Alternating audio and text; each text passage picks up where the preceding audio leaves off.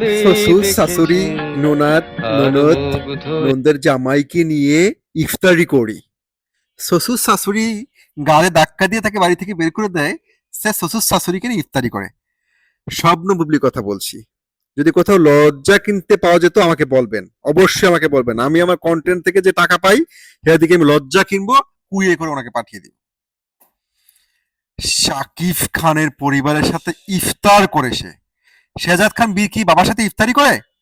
শেহজাদ খান বীর কি বাবার সাথে ফোনে কথা বলে? শেহজাদ খান বীরের সাথে কি বাবা ইফতারি করা হয়? ও, শেহজাদ খান বীরের বাবা আমাদের সবার প্রিয়, আমার প্রিয়, আমার ভালোবাসা, যার কথা বললে আমার চেহারা মুখে গ্লো চলে আসে। শাকিব খান তো বাহিরে চলে গেছে, ওদের দেশের বাহিরে আছে।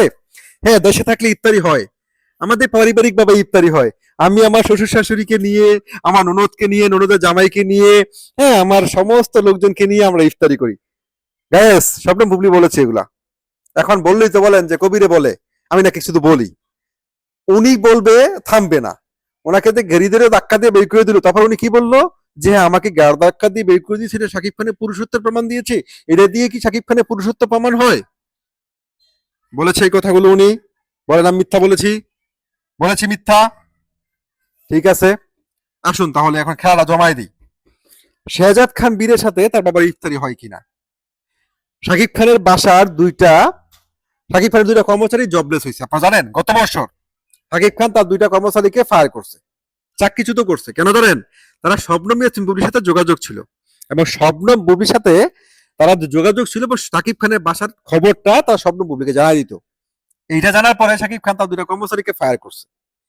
আমি আজকে বলতে বাধ্য হলাম, কারণ উনি তো আমাকে এটা বলতে বাধ্য করেছে, বলতে চাইনি এটা। উনি শাকিব খান সম্পর্কে মন গড়া কিছু তথ্য দেয়। সুপারস্টার শাকিব খানের বাসায় অবিশ্বাসের জন্য এন্ট্রি নিষেধ ছিল, বুবলির জন্য এন্ট্রি নিষেধ ছিল। এটা আপনারা সবাই জানেন, মিডিয়াতে খুব ফলাও করে প্রচার হয়েছে। শাকিব খানের বাসায় বুবলি এবং অপুর যাতায়াত সম্পূর্ণ নিষেধ। তার পরবর্তীতে অবিশ্বাসের যাতায়াতটা, নিষেধাজ্ঞাটা স্থিতিশীল হয়েছে, মানে উঠে গেছে। অবিশ্বাস যেতে পারবে, এন্ট্রি নিতে পারবে।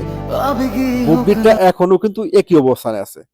সাকিবের বাসায় সাকিবের মা বলেন, সাকিব খানের বাবা বলেন, সাকিব খানের বোন বলেন, ভগ্নিপতি বলেন, সাকিব খানের ভাগিনা থাকে, সাকিব খানের ভাগ্নি থাকে সেই বাসায়।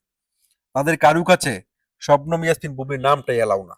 এখন আপনি চিন্তা করেন, সে শ্বশুর শাশুড়ি ননদ ননাসকে নিয়ে কি ইফতারিটা সেখানে করে।